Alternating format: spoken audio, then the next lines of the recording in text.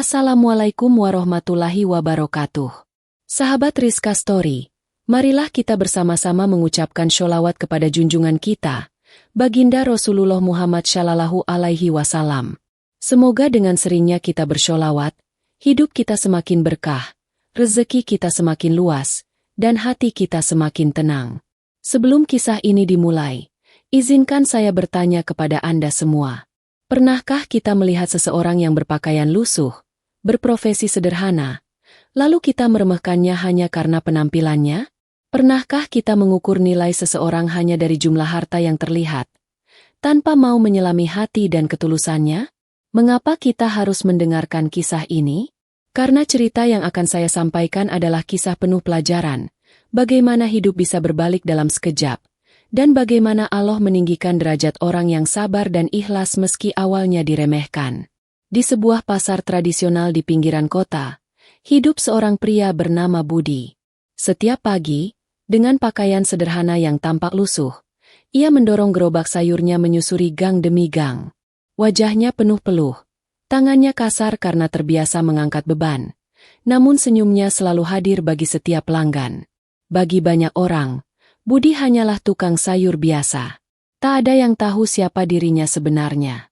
Suatu sore, kabar datang bahwa seorang anggota DPR bernama Maya akan mengadakan acara temu warga di balai kelurahan. Maya dikenal sebagai wanita cerdas, anggun, dan disegani. Banyak orang menaruh hormat kepadanya. Budi, dalam diam, sudah lama menyimpan rasa kagum pada Maya. Hatinya berkata, kalau jodoh tidak akan lari, aku harus berani menyatakan isi hatiku, meski aku hanya seorang tukang sayur. Maka dengan tekad yang bulat, Budi pun datang ke acara itu. Balai kelurahan tampak ramai. Warga duduk berbaris rapi, menyimak setiap kata yang diucapkan Maya. Suasana begitu hikmat. Ketika sesi tanya jawab dibuka, Budi mengangkat tangannya. Semua mata langsung menoleh.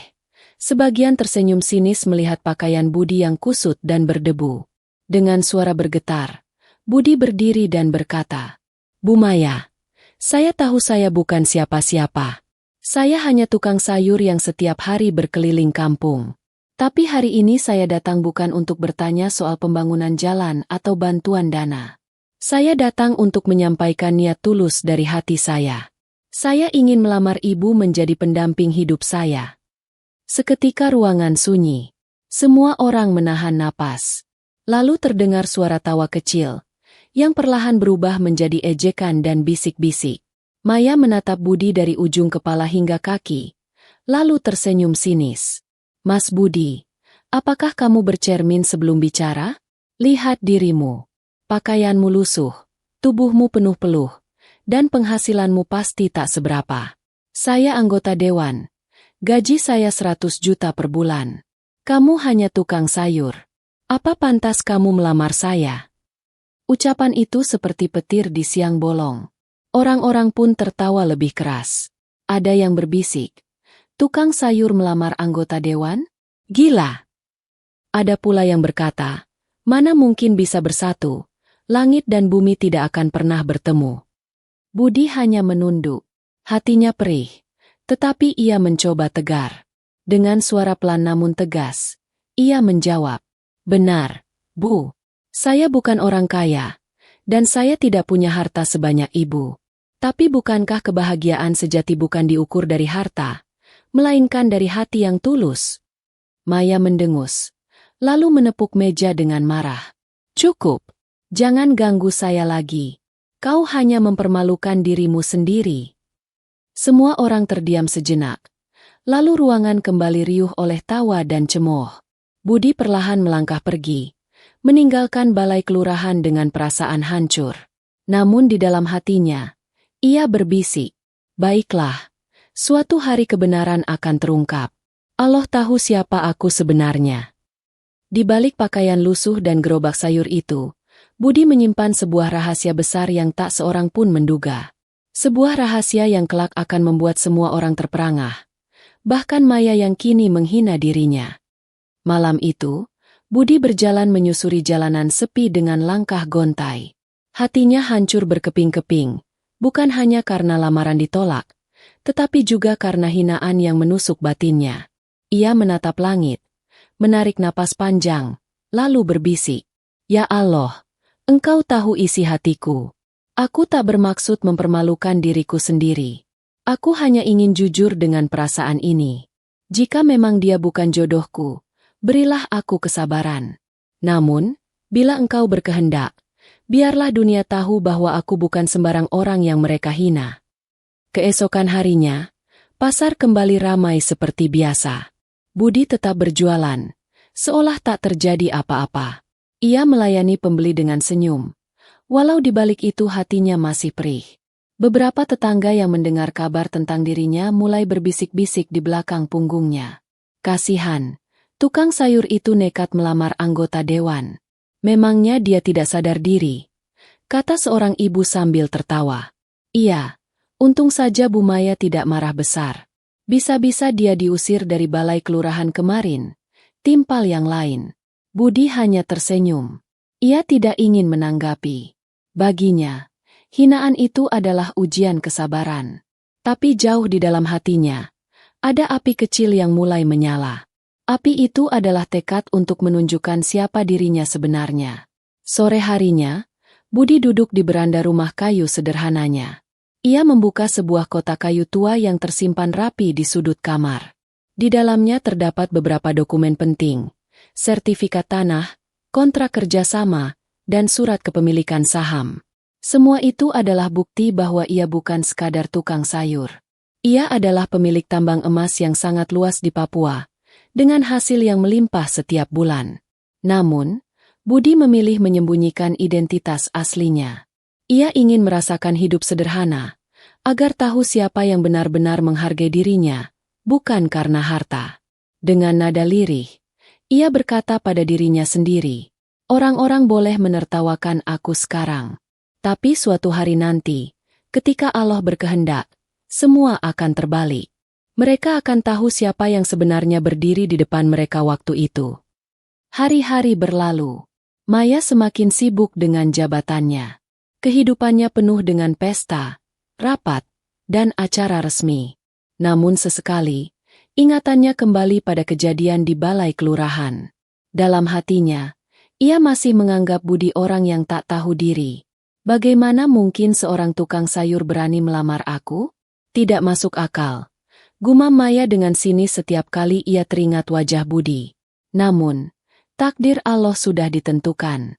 Perlahan, cerita ini akan memasuki fase baru yang membuat semua orang terkejut. Rahasia besar yang disimpan Budi semakin dekat untuk terungkap. Dan ketika rahasia itu muncul ke permukaan, tidak hanya Maya, tetapi seluruh warga akan terperangah melihat kenyataan. Malam itu, langit mendung, suara jangkrik bersahut-sahutan di balik semak. Budi duduk termenung di beranda rumahnya yang sederhana. Ia kembali membuka dokumen-dokumen penting yang selama ini ia sembunyikan. Ada kontrak besar dengan perusahaan asing, sertifikat tambang emas di Papua, serta rekening yang nilainya mencapai triliunan rupiah. Semua itu bukan untuk dipamerkan, tetapi sebagai warisan dan amanah dari ayahnya yang dulu adalah pengusaha besar di tanah Papua. Budi teringat pesan ayahnya sebelum meninggal. "Anakku, jangan pernah merasa tinggi dengan harta. Kau boleh kaya raya, tapi kalau tidak bisa rendah hati, semua tak ada artinya. Gunakan harta ini untuk menolong banyak orang. Jangan mudah mempercayai orang yang hanya datang karena hartamu." Pesan itu selalu ia pegang teguh. Itulah sebabnya Budi memilih hidup sederhana sebagai tukang sayur, agar ia bisa merasakan kehidupan rakyat kecil dan mengetahui siapa yang tulus menyayanginya. Namun, hinaan yang ia terima dari Maya membuat hatinya goyah. Bukan karena sakit hati semata, melainkan karena betapa mudahnya manusia menilai hanya dari penampilan. Keesokan harinya, Budi mengunjungi sahabat lamanya, Pak Rahmat, seorang pensiunan guru yang sudah mengetahui sedikit rahasia tentang dirinya. Mereka duduk di warung kopi kecil di tepi jalan. "Budi, wajahmu tampak muram sejak beberapa hari ini. Apa kau masih memikirkan kejadian di balai kelurahan itu?" tanya Pak Rahmat sambil menyeruput kopi panasnya. Budi menghela napas panjang. "Iya, Pak." Kata-katanya masih terngiang di telingaku. "Aku dihina karena pekerjaanku, karena pakaianku, karena penghasilanku. Padahal mereka tidak tahu siapa aku sebenarnya. Pak Rahmat tersenyum bijak. Budi, ingat pesan ayahmu. Jangan terburu-buru membuka semua rahasia. Biarlah waktu yang menjawab. Orang yang menghina orang lain akan menelan kata-katanya sendiri suatu hari nanti. Budi mengangguk, meski hatinya masih resah. Ia menatap jauh ke arah langit, lalu berkata, "Pak, aku tidak marah kepada Bu Maya. Aku hanya ingin membuktikan bahwa ketulusan lebih penting daripada harta. Tapi kalau Allah berkehendak, aku juga siap menunjukkan siapa aku sebenarnya." Hari demi hari berlalu. Budi tetap berjualan sayur dengan sabar. Sementara Maya sibuk dengan urusan politiknya. Namun, sebuah kejadian tak terduga perlahan membuka jalan menuju kebenaran. Suatu sore, Maya diundang ke sebuah acara peresmian investasi besar di kota. Acara itu dihadiri oleh pejabat tinggi, pengusaha, dan investor asing. Sebuah perusahaan tambang emas terbesar di Papua akan mengumumkan kerjasama dengan pemerintah. Maya hadir dengan gaun mewah, penuh percaya diri. Ia duduk di deretan kursi terdepan bersama pejabat lain. Namun tiba-tiba, pengumuman pembawa acara membuatnya terperangah. Hadirin sekalian, mari kita sambut dengan hormat pemilik sekaligus investor utama tambang emas terbesar di Papua, Bapak Budi Pratama. Seluruh ruangan berdiri memberikan tepuk tangan. Maya tersentak. Matanya membelalak ketika melihat sosok yang berjalan ke arah panggung. Dengan setelan jas hitam elegan, dasi rapi, dan sepatu mengkilap, pria itu melangkah penuh wibawa. Wajahnya tidak asing. Dialah Budi, si tukang sayur yang pernah ia hina habis-habisan. Tidak mungkin. Itu dia? Itu benar Budi? Bisik Maya dengan wajah pucat. Budi naik ke podium, tersenyum, lalu memberikan pidato singkat. Hari ini, saya berdiri di sini bukan hanya sebagai seorang pengusaha. Saya berdiri sebagai saksi bahwa Allah bisa membalikan keadaan siapa saja yang dikehendakinya. Dulu, saya sering dipandang rendah karena penampilan saya. Tapi saya tidak marah. Saya hanya ingin menunjukkan bahwa nilai manusia tidak ditentukan oleh pakaian atau pekerjaannya, melainkan oleh ketulusan hati dan usaha kerasnya. Tepuk tangan bergemuruh memenuhi ruangan. Semua mata tertuju padanya dengan kagum. Maya menunduk. Hatinya hancur, bukan karena iri pada kekayaan Budi, tetapi karena ia telah meremehkan seorang pria berhati emas. Ingatannya kembali pada ucapan kasarnya saat ia menolak lamaran Budi dengan hinaan. Kini semua itu berbalik, membuatnya malu di hadapan banyak orang. Usai acara, Maya memberanikan diri menghampiri Budi. Suaranya bergetar, wajahnya menahan rasa malu. "Mas Budi, saya tidak tahu harus berkata apa. Maafkan saya atas sikap saya waktu itu. Saya benar-benar tidak tahu siapa Mas sebenarnya." Budi menatapnya dengan tenang, lalu tersenyum samar. "Bu Maya, saya tidak pernah marah. Saya hanya kecewa karena manusia mudah sekali menilai dari luarnya saja. Saya memang tukang sayur, dan saya bangga dengan itu. Tapi saya juga seorang pengusaha yang diberi amanah besar oleh Allah. Semua ini bukan untuk kesombongan, melainkan untuk menjadi pelajaran."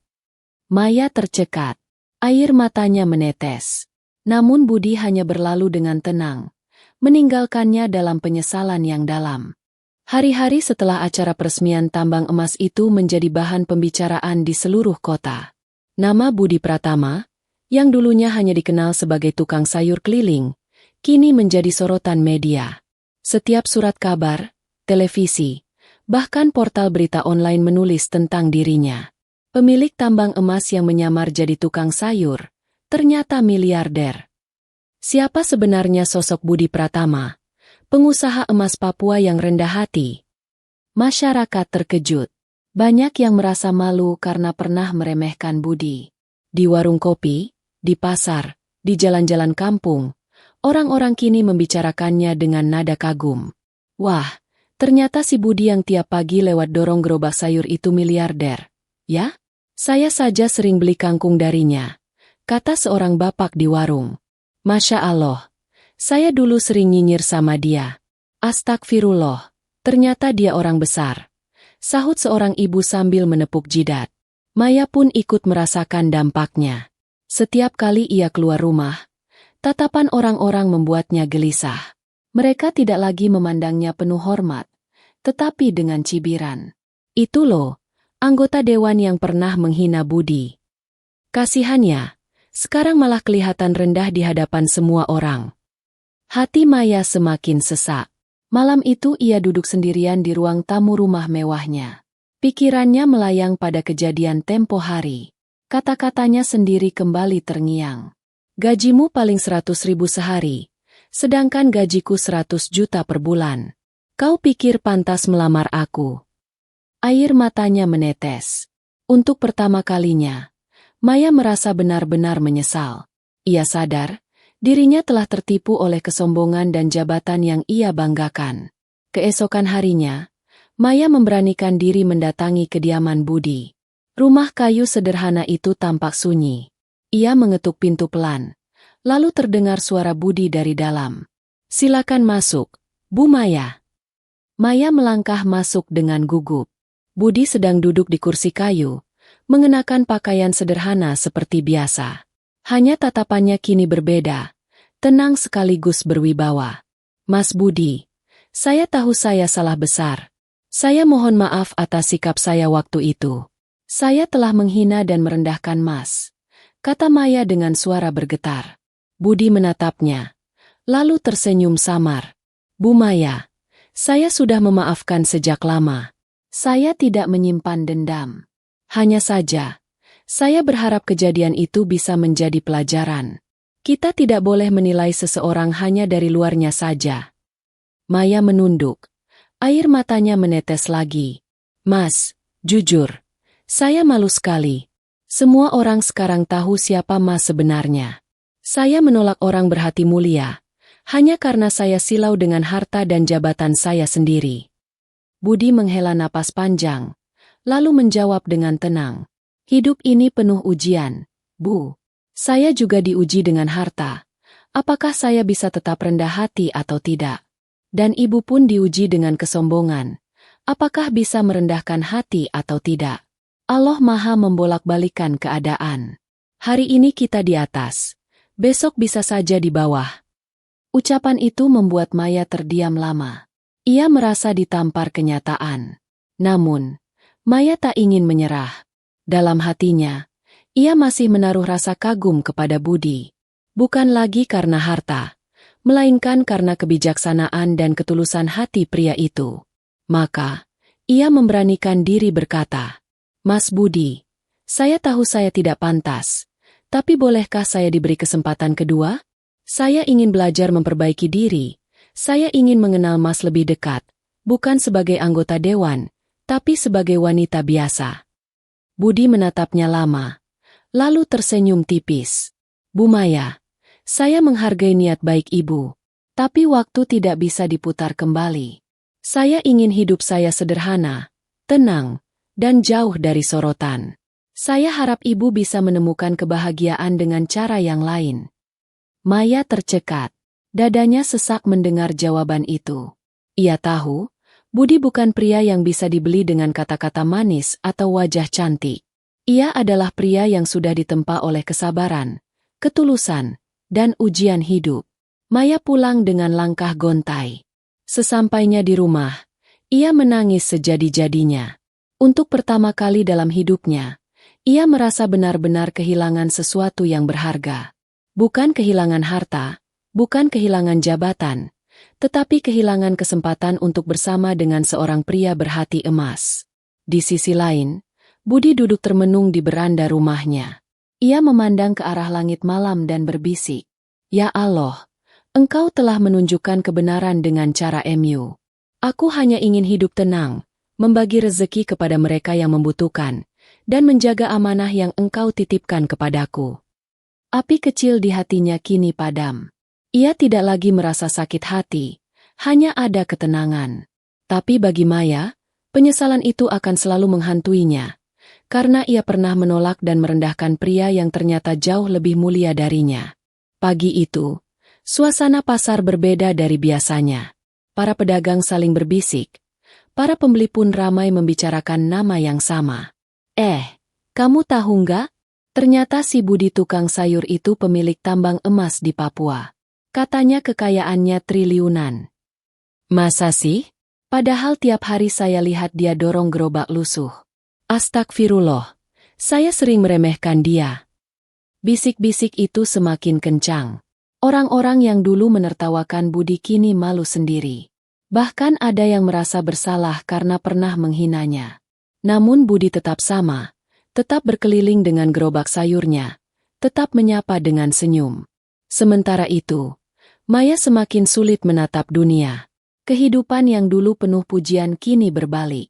Banyak orang mencibirnya.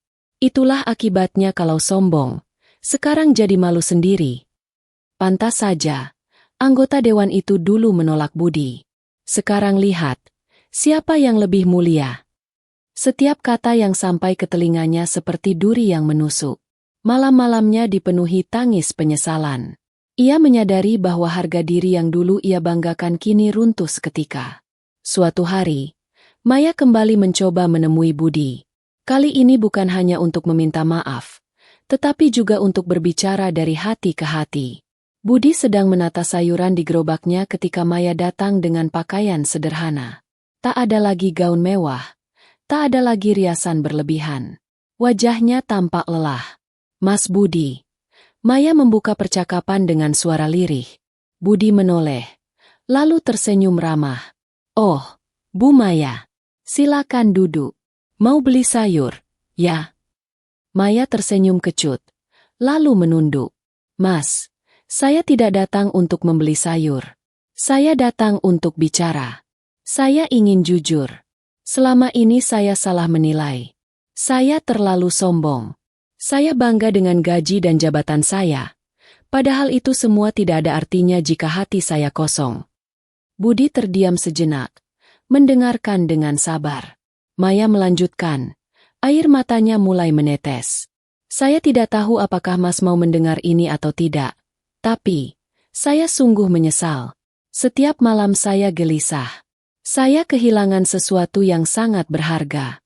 Bukan harta Mas, bukan kekayaan Mas, tapi ketulusan hati yang saya sia-siakan. Suasana hening.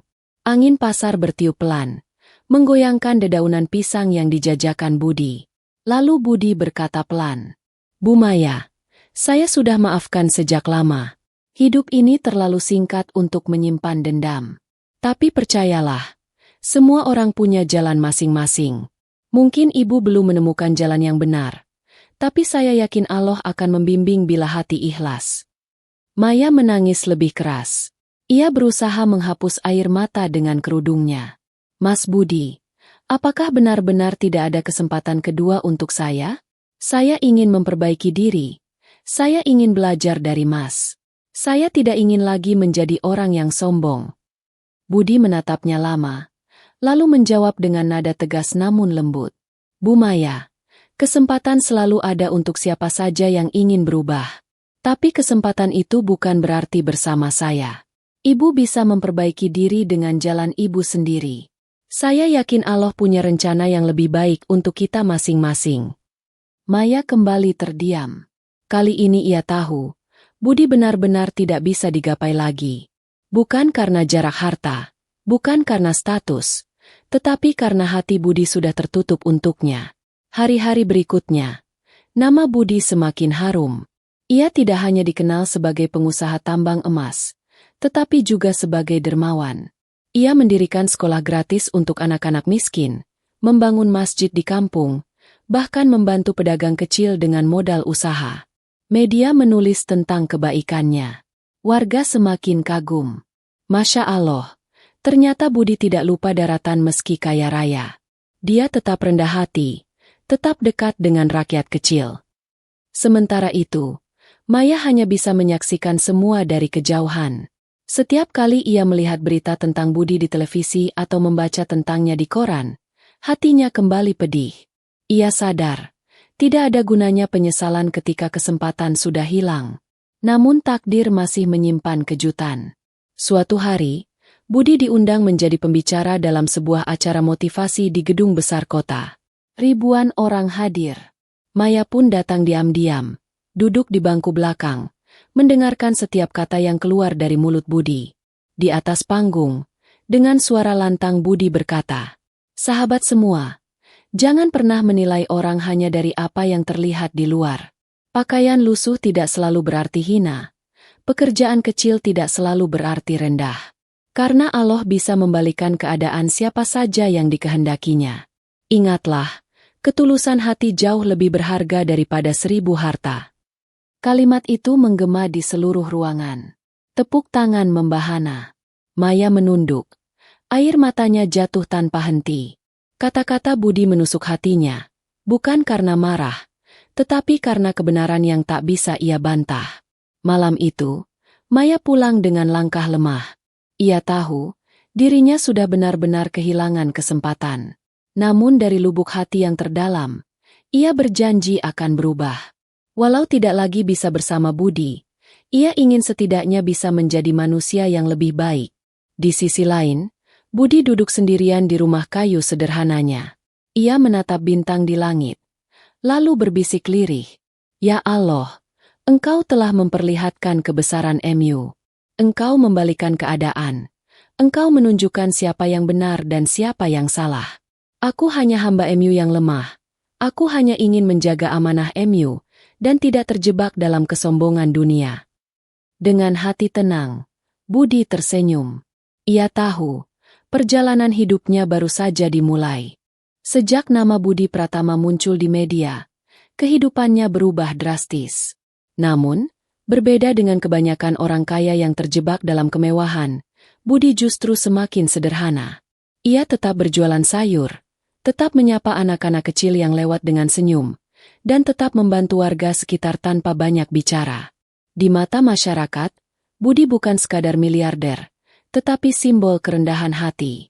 "Subhanallah, jarang ada orang kaya yang tetap mau hidup sederhana begini," ujar seorang bapak di pasar.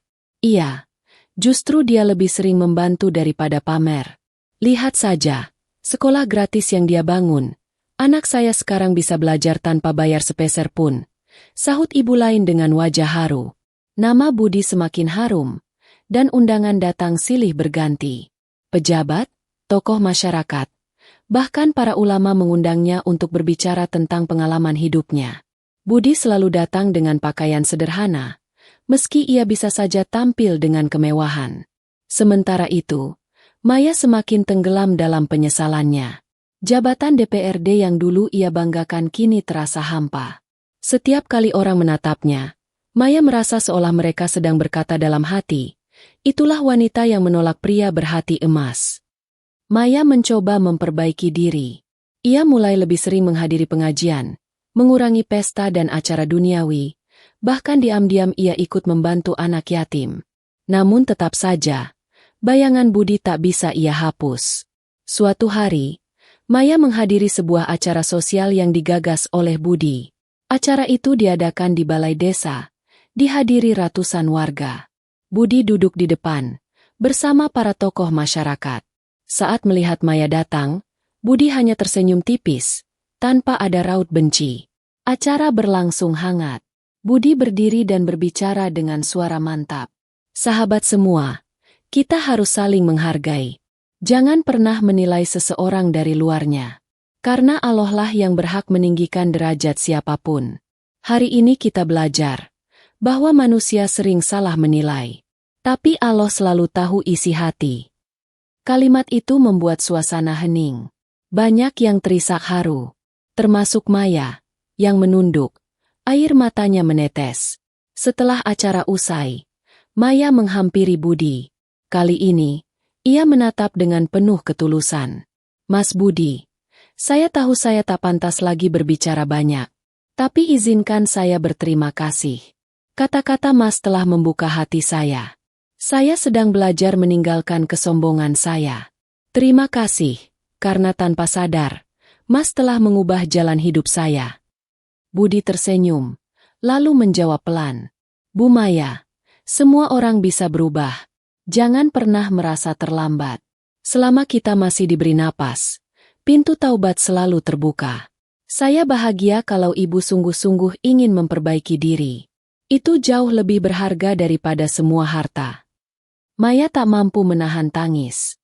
Ia menutup wajahnya dengan kedua tangan, lalu berkata lirih, "Semoga Allah mengampuni saya, Mas. Dan semoga Allah selalu menjaga hati Mas agar tetap tulus." Hari-hari berikutnya, Maya benar-benar berubah. Ia lebih sering turun ke masyarakat, menolong rakyat kecil tanpa pamrih, dan tak lagi membanggakan gajinya. Namun, bayangan tentang budi selalu menjadi cambuk baginya. Sebuah pelajaran hidup yang tak akan pernah ia lupakan. Sementara itu, Budi semakin sibuk mengurus tambangnya di Papua. Ia sering terbang bolak-balik, tetapi setiap kali pulang ke kampung, ia tetap menyamar sebagai tukang sayur. Baginya, itu adalah cara terbaik untuk menjaga kerendahan hati.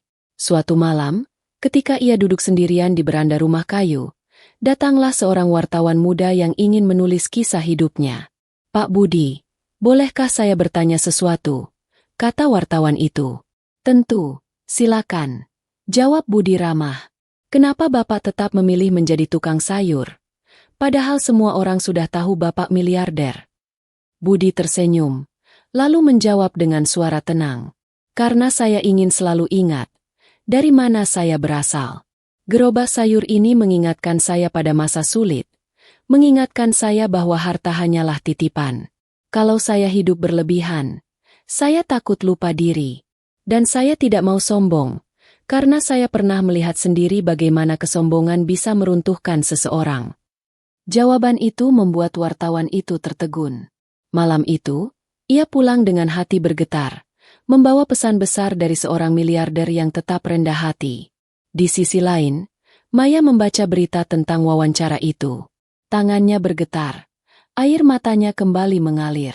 Dalam hati ia berbisik, "Allah, terima kasih Engkau pertemukan aku dengan seorang hamba MU yang luar biasa, meski aku telah menyia-nyiakannya. Jadikanlah penyesalan ini sebagai jalan untuk aku berubah, bukan sebagai beban selamanya." Takdir sedang menyiapkan sesuatu yang lebih besar. Rahasia yang disimpan Budi hampir sepenuhnya terbuka, dan seluruh negeri akan segera mengenalnya bukan hanya sebagai pengusaha, tetapi juga sebagai simbol kebesaran hati. Dan pada saat itulah, klimaks dari kisah ini akan benar-benar terjadi. Hari itu, kota ramai luar biasa. Sebuah acara akbar digelar di gedung megah ibu kota. Pemerintah pusat mengadakan pertemuan besar dengan para pengusaha nasional, ulama, serta tokoh masyarakat. Topik utama adalah tentang investasi sumber daya alam dan pembangunan berkelanjutan di Papua.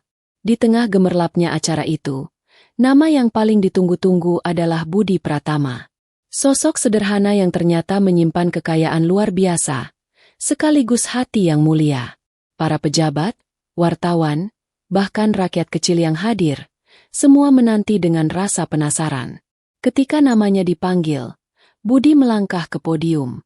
Namun kali ini, ia tidak mengenakan jas mewah seperti biasanya. Ia hanya memakai kemeja putih polos dan celana hitam sederhana. Kehadirannya membuat ruangan hening seketika. Semua mata tertuju padanya. "Assalamualaikum warahmatullahi wabarakatuh."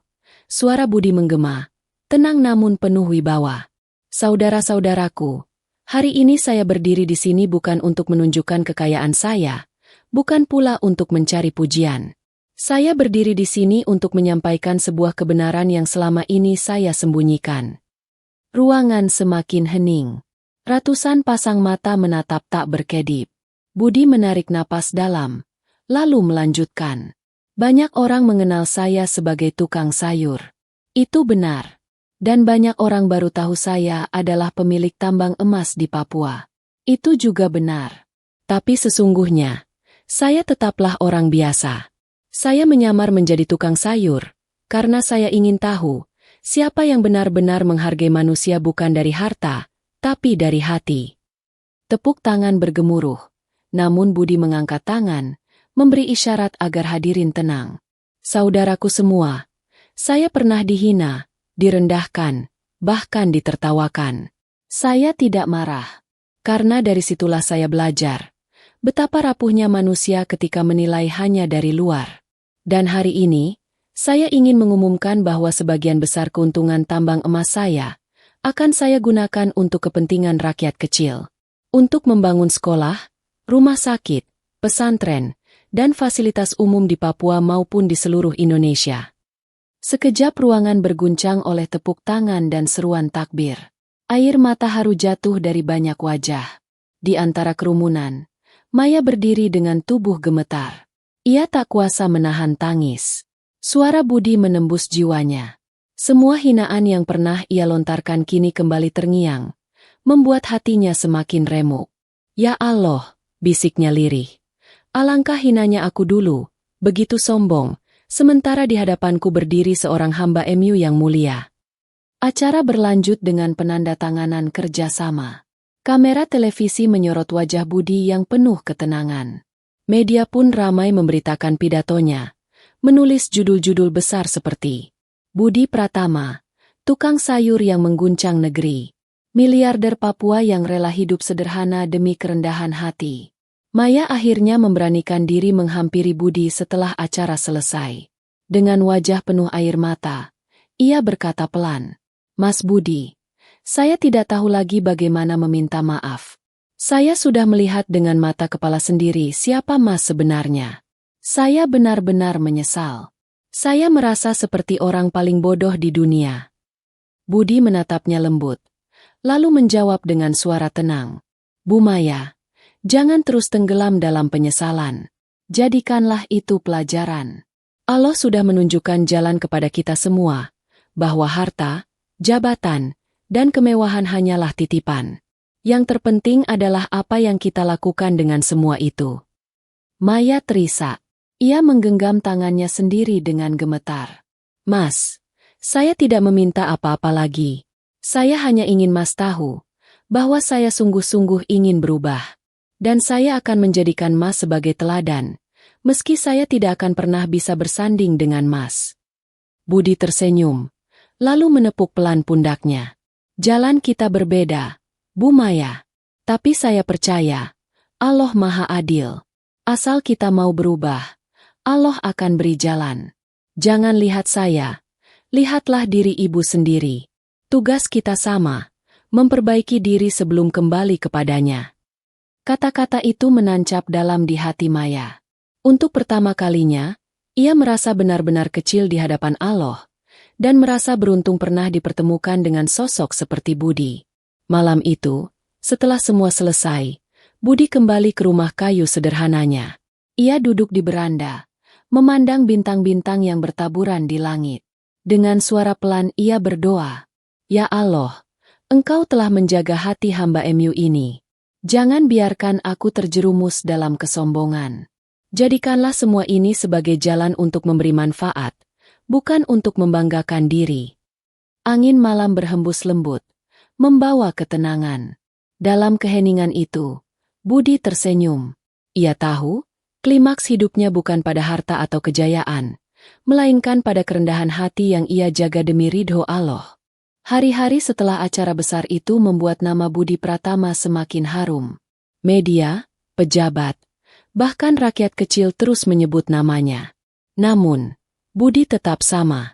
Ia tidak pernah meninggalkan gerobak sayurnya, tidak pernah meninggalkan pasar, dan tetap hidup sederhana seperti biasanya. Bagi Budi, semua harta hanyalah titipan. Ia selalu ingat pesan ayahnya, bahwa kekayaan tidak akan dibawa mati, tetapi amal kebaikan akan abadi. Masyarakat semakin menghormati Budi. Banyak anak muda yang datang hanya untuk mendengarkan petuahnya. Seorang pemuda bertanya kepadanya suatu sore ketika Budi duduk di warung kecil. "Pak Budi, apa rahasia Bapak bisa tetap rendah hati meski kaya raya?" Budi tersenyum tenang, lalu menjawab, "Rahasia itu sederhana. Nak, jangan pernah lupa dari mana kita berasal. Jangan menilai orang dari pakaian, jangan menilai dari pekerjaan, dan jangan pula menilai dari harta. Karena Allah bisa membalikan keadaan siapa saja yang dikehendakinya. Hari ini kita bisa di atas, besok kita bisa di bawah. Maka jagalah hati, jangan pernah sombong." Pemuda itu tertegun, lalu mengangguk dengan mata berbinar. Kata-kata Budi membekas dalam hatinya. Sementara itu, Maya pun benar-benar berubah. Ia tak lagi hidup dalam kesombongan. Setiap hari ia berusaha mendekatkan diri kepada Allah, membantu rakyat kecil, dan hidup lebih sederhana. Meski hatinya masih membawa penyesalan, ia tahu bahwa Allah telah memberi jalan untuk memperbaiki diri. Malam itu, Budi duduk di beranda rumah kayu sederhananya. Ia menatap langit penuh bintang, lalu berbisik dalam hati, "Ya Allah, jadikanlah kisah hidupku sebagai pelajaran bagi banyak orang. Jangan biarkan manusia saling merendahkan hanya karena penampilan dan harta. Tuntunlah kami agar selalu rendah hati, agar selalu ingat bahwa Engkaulah pemilik segalanya." Angin malam berhembus lembut. Di kejauhan terdengar suara anak-anak kecil tertawa gembira bermain di jalan. Senyum Budi mengembang, hatinya damai. Kisah ini pun meninggalkan pesan yang kuat, bahwa kemuliaan bukanlah milik orang yang kaya, bukan pula milik mereka yang berpangkat tinggi. Kemuliaan hanya ada pada orang yang hatinya ikhlas, sabar, dan selalu rendah hati. Dan pada akhirnya, seorang pria berpakaian lusuh yang dulu hanya dianggap tukang sayur, telah mengajarkan dunia arti sesungguhnya dari sebuah kehormatan.